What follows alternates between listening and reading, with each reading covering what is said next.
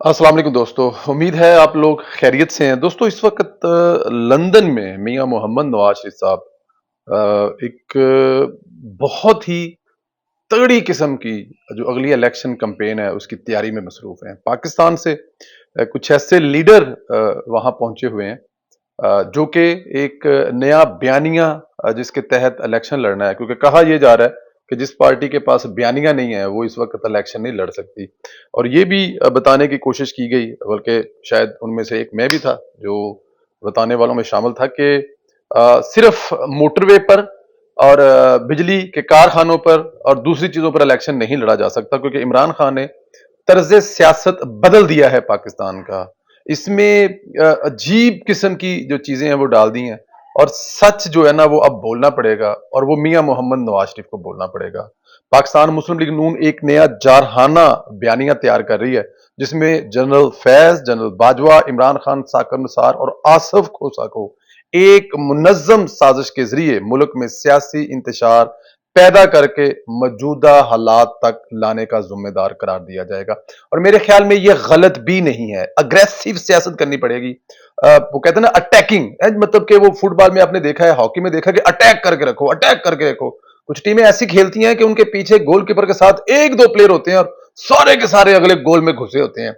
ये वाला जो है ना प्लान तैयार किया जा रहा है कि इमरान खान को उसके घर में घुसकर कर क्या, वो मैं आपको अगले इस वीडियो के पोर्शन में बताता हूं। लेकिन फिलहाल मेरे जो खुद मेरी जो बात हो रही है, जो जराए हैं और दूसरे जराए से मुझे तस्दीक हो रही है कि पार्टी के सीनियर रहनुमाओं ने नवाज शरीफ से सिफारिश की है बाजवा, फैज, इमरान, साकिब निसार और खोसा को 2017 में पीएमएलएन के रहनुमा और उनकी हुकूमत को बेदखल करने, 2018 में पीएमएलएन के मैंडेट में धांधली करके तहरीक इंसाफ की हुकूमत साजिश के, ये जो साजिश है इसको बेनकाब करना पड़ेगा। लोगों को बताना पड़ेगा कि ये सब कुछ कैसे हुआ, और ये आपका वो बयानिया होगा, ये वो आपकी जीत की पहली कुंजी होगी अगर इसने आपको लोगों में बताने में कामयाब होगा। लोगों को इस बात का पता है, लोगों को याद करवाना है।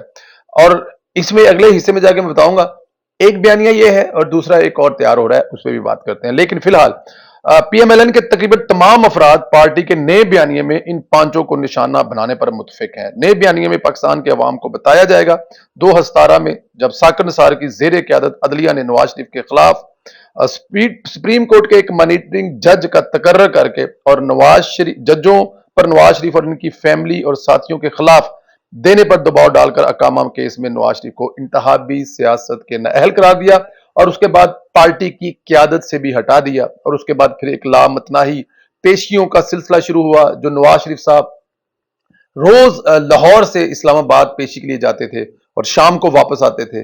बल्कि ऐसा भी होता था कि शाम को वापस आकर सुबह दोबारा फिर इस्लामाबाद जाते थे। ये वो सिलसिला था जो इन तमाम चीजों के बाद रह गया। इसका जो नुकसान हुआ वो बताना पड़ेगा कि अकामा का जब बहाना बनाकर नहल किया गया तो जो मुल्क की तरक्की रुक गई थी, फिर वो तरक्की भी बताई जाएगी जो लोगों को बड़ी अच्छी तरह याद है, जो लोग अब मिस कर रहे हैं कि यार पाकिस्तान क्या बात है, पाकिस्तान कहां जा रहा था। पाकिस्तान में डॉलर की प्राइस बड़ी तगड़ा था, डॉलर बाहर से इन्वेस्टमेंट आ रही थी, नए इंडस्ट्रियल जोन बन रहे थे, सी पैक बन रहा था। पाकिस्तान 2027 में जो है वो दुनिया की 18वीं बड़ी मैशत बनने जा रहा था। हमारी जीडीपी कहां से कहां थी, वो जहां पे रुका था वहीं तक लोगों को बताना है। एक एक इंसान के जहन ये बताना पड़ेगा कि ये कैसे हो। जराए का कहना है कि पीएमएलएन जनरल बाजवा और जनरल फैज पर किसी भी कीमत पर इमरान खान को इक्तदार में लाने के मंसूबे पर अमल दराज करने का जिम्मेदार करार दिया जाएगा।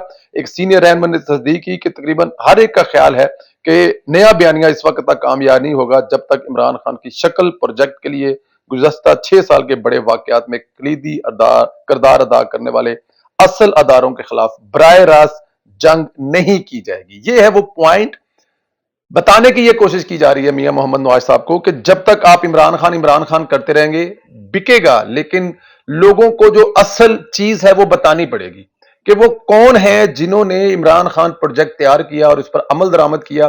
कौन है जो मुल्क की जमहूरियत के खिलाफ एक बहुत बड़ा शब खून मारा गया, मुल्क की मैशियत को तबाह किया गया। असल चेहरे कौन है, असल मोहरे कौन है, ये एक बहुत बड़ा अहम पॉइंट है जिसके लिए डेफिनेट लोगों के पास जाएंगे तो उनको बताएंगे कि जनरल फैज और जनरल बाजवा साहब है ये उन्होंने मिलकर किया है। اور اس کی گواہیاں تو میرے خیال میں آپ کو کچھ بھی نہ کریں.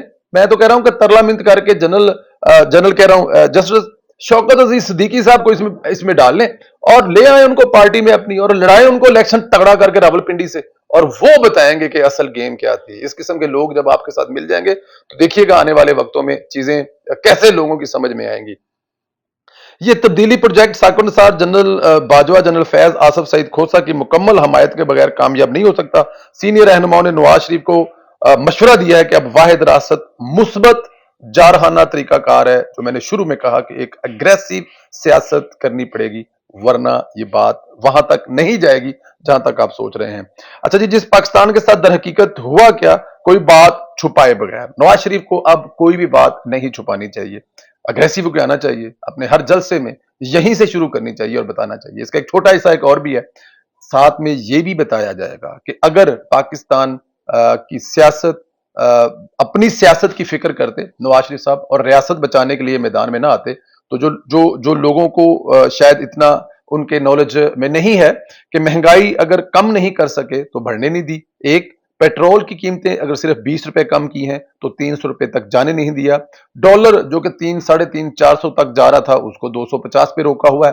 یہ وہ چیزیں ہیں جو بتانی پڑیں گی. عمران خان صاحب نے اقتدار چھوڑنے کے ٹھیک 15 دن کے بعد کہنا شروع کر دیا تھا کہ پاکستان سری لنکا بننا جا رہا ہے. لوگوں کو بتانا پڑے گا کہ اگر ہم نے حکومت لی ہے, اگر اس وقت ملک میں حالات برے ہیں, لوگ مہنگائی کے سے چیخے مار رہے ہیں, تو اس کے ذمہ دار عمران خان صاحب ہیں. اور اگر یہ سٹیپ نہ لیتی پی ڈی ایم کی حکومت تو عمران خان اس ملک کو اتنا تباہ کر چکا تھا کہ آج لوگ ایک ایک روٹی کے لیے لڑ رہے ہوتے ہیں. تو یہ بھی لوگوں کو بتانا پڑے گا, یہ بھی بیانیے کا ایک حصہ ہوگا. پی ڈی ایم کی حکومت عمران خان کو ایک اور بڑا سرپرائز دینے کے لیے تیار ہے. عمران خان کا قومی اسمبلی میں واپس جانے کا اعلان گلے پڑ گیا. پی ڈی ایم کی حکومت نے پی ٹی آئی کے مزید 15 اراکین کو اسمبلی کو ڈی نوٹیفائی کرنے کی سمری تیار کر لی ہے. ذرائع کے مطابق 35 استعفے منظور کے بعد مزید 15 اراکین جو عمران خان کے کافی قریب سمجھے جاتے ہیں ان کو بھی فارغ کر دیا جائے گا. ڈی نوٹیفائی ہونے والے 35 اراکین میں سے سرکاری رہائش گاہیں 24 گھنٹے میں خالی کرنے کا حکم دیا گیا, الٹیمیٹم دیا گیا. اور جن اراکین نے رہائشیں نہ چھوڑی تو قبضہ چھڑوانے کے لیے آپریشن بھی ہو سکتا ہے. تحریک انصاف کے تمام ایم این ایز کے زیر استعمال فیڈرل لاجز ہیں. یہ دیکھیں عمران خان یہی کرتا تھا اور وہ لوگ اس کو پسند کرتے تھے. تو پھر سیاست ہے, پھر آ جائے میدان میں. ایک تو جب یہ ایم این اے نہیں رہے تو ان کے پاس وہ رہائشیں کس چکر میں پڑی ہوئی ہیں, لاجز سے نکالیں ان کو. حکومت میں نہیں ہے, ایم این اے نہیں ہے, استعفے قبول ہو گئے ہیں, جائیں عوام میں سیاستدان اٹھائیں اپنا سامان, بھنگ پوسرا چکو تو نظر نہ ہو. یہ جو عمران خان سوچ کے بیٹھا ہوا تھا نا کہ ہم لوگ واپس جائیں گے اسمبلی میں, اور واپس جا کر اسمبلی میں ہم لوگ جو ہوگا, جو اگلا وزیر اعظم بنے گا, نگران وزیر اعظم, اس میں پھر ہمارا حصہ ہوگا. ظاہر ہے ہم اپوزیشن لیڈر ہوں گے تو ہماری جو اس میں مرضی شامل ہوگی کہ ہم کس کو لے کے آنا چاہتے ہیں. تو اس وقت عمران خان کو اسمبلی سے نکال کر باہر پھینکا ہے.